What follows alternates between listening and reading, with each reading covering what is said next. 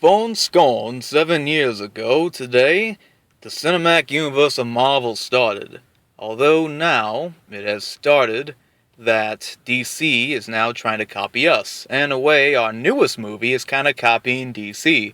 So I guess fair game. I do not know why I don't sound like Abraham Lincoln. I'm kind of sounding like Walter Cronkite now. But anyway... It's the State of Jones, Free State of Jones, I think. That's rubbing off on you. Yeah, better not be no Jonas Brothers. Alright, so welcome to Unscripted and Anchor Reviews. This is Tyler from Anchor Reviews. And Steven from Steven Lawson Studios. And today we have a couple of guest stars. One's one's coming back, and the other one's new. Let's introduce them.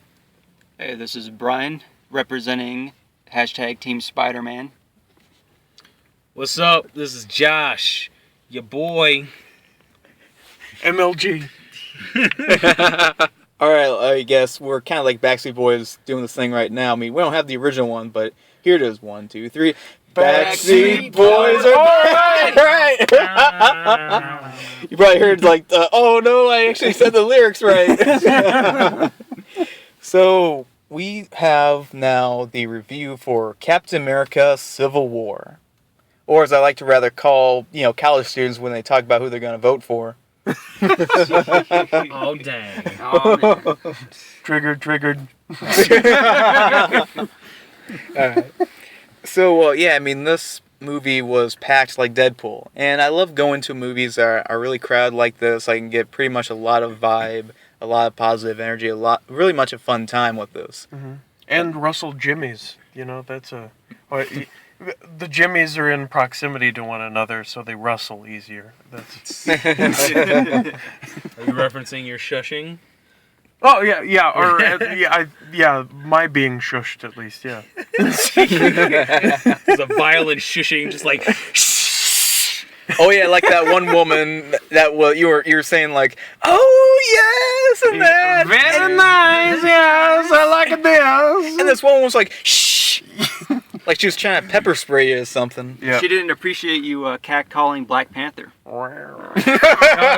It was funny because I could hear her. She was sitting right behind me, and so I heard her when they started kissing in the scene. I'm not trying to give anything away, but there's a kiss scene, and then she heard guys starting to react, and she's like, "Oh boy!" And then you just like kept going with it, and it was like she wasn't saying much, but I could hear her going like, "Stop catcalling the kiss," and it just came out in that one violent. Yeah, but as she saw Chris Hemsworth take his shirt off, she's like, yeah, for like a full minute. That's what we were talking about. With Chris Hemsworth, all the guys are just going, "Oh my gosh, this dude who doesn't get his hair cut," and she's just melting like chocolate in a microwave. Yeah. So the plot to Captain America Civil War is about Civil War. Yep. Not the oh yeah, Civil War spoilers. Lee surrenders and Lincoln dies. Yeah, go back in time to prevent the Civil War from happening. And it was really weird with Black Panther. He was like, "Oh, I don't want any part of this." He's probably on the plantation with Falcon at the time. And Captain America felt like, now I'm even more out of time because, I was sent back farther. I was forward in time, now I'm back in time.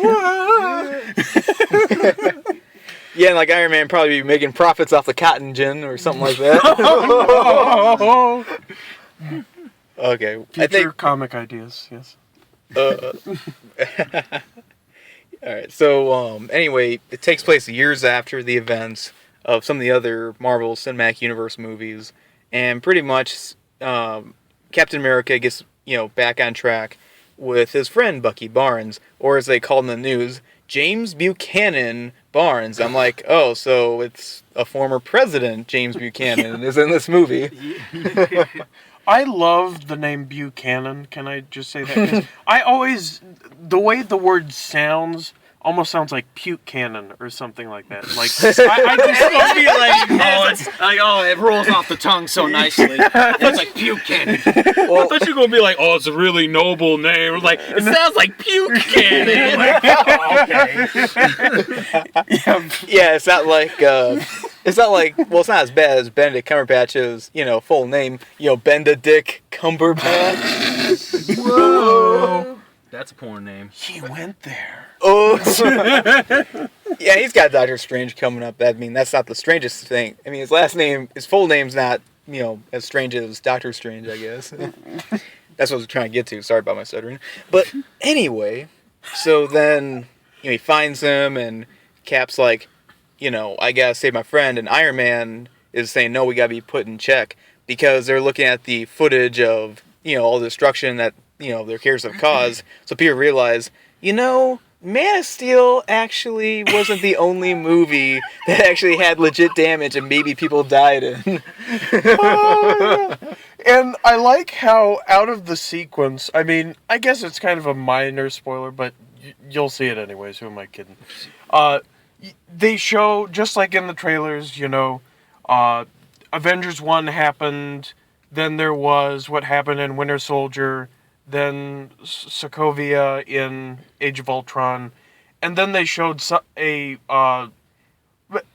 contained accident that happened in the beginning of this one, which really, in the grand scheme of things, was not nearly as traumatic as the others, but, they put that as the cherry on top, and, I just thought to myself, that kind of seems less effective. Maybe I'm just kind of a total dick to devalue any human lives at all, but they were talking about city destruction versus a couple rooms being lit on fire, and, just like, oh no, that's the worst part right there. Well, see, the thing about that though was that, okay, with the thing that got me was they're showing the Avengers footage and all the destruction from those things, and I was like, well, they weren't causing all that destruction. I mean, there were, other things that were blowing shit up, right? But it was the Sokovia thing where it was straight up,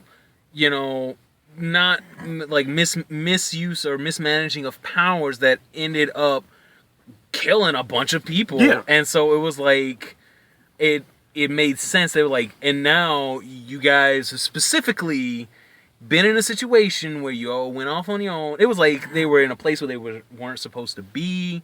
Wait, do you mean Wakanda or Sokovia? No, they weren't in Wakanda. Where they were in the beginning of this movie. Yeah. Oh, they were. Okay. They were saying you're in a place. You went to a place you weren't supposed to be. You weren't sanctioned to be there or anything like that.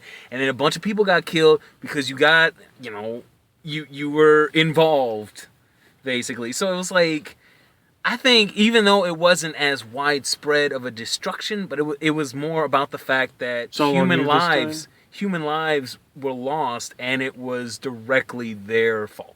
Mm-hmm. Yeah. And I think they really just showed that scene at the end just to give, to see how the one girl, the new girl, what was her name? Scarlet Witch? Scarlet Witch, yeah. How she feels about it. Because it's really, that was kind of on her. Mm-hmm. So it's really, at the end, it's she wasn't there for the other destruction, but she was there for this part. Mm-hmm. And it really just got her reaction. Mm. Okay. What I wanted to say was that they were thinking about we should, become kind of, in line and check with the United Nations, but honestly, the United Nations isn't that effective. Anyone who pays attention to the news and history. But anyway, so pretty much, Cap's he's my friend. I don't think we should limit ourselves in that. And Tony's like, well, screw you. I'm just gonna, do this sort of thing.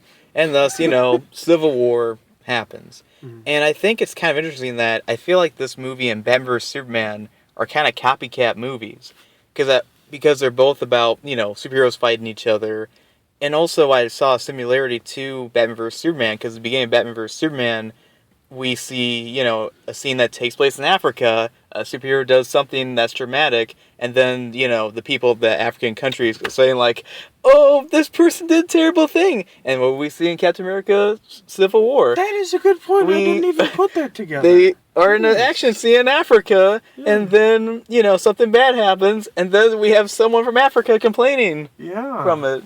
Interesting. Yeah, I didn't even think about that, really. But that's a good observation. Yeah, I mean, if you could, you know, if you had video footage of this, I mean, it'd be perfect for Steven to remove his glasses, like... Dramatic whipping of glasses. Well, everyone except me. I'm the only guy without glasses, so I feel like a minority here. I can bring you a pair from home. Give me some sunglasses. Fit right in. This is nighttime. I don't want to look like, you know, I'm not, you know, Stevie Wonder. I wear my Speaking of sunglasses, can we talk about the Cap's choice of disguise? Nobody knows who I am if I wear aviator sunglasses. Oh, and a baseball cap. Yeah, even Falcon. Yeah, if I'm like a spy, if I'm supposed to look out for people, I'm going to look out for everyone who's wearing a baseball cap and sunglasses indoors. Yep. We're not hiding out in America, so I don't know how to dress appropriately. Yeah, I know. It's like, are you serious? You cannot have any diversity in your clothing. You have to dress the same. You're not stormtroopers, okay? Well,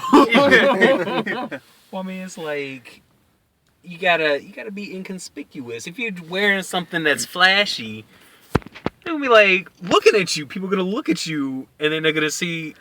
I mean, it kind of looks like Captain America, but if you've got like sunglasses on and a hat covering your hair, you're covering half your face, you're wearing a sort of like mask, and so that all they can really see is like your 5 o'clock shadow that everybody in the movie has. But they'll be like, oh, well, you know, that's the style. Everybody got 5 o'clock shadow. And so they're not gonna, you know. Well, it's not the 5 o'clock shadow bothered me. It's just that they both had sunglasses and the same type of baseball cap. They were the only ones who were wearing it. Right. Yeah. Birds of a feather. And then that becomes no pun intended because it's noticeable. Falcon. Yeah, right.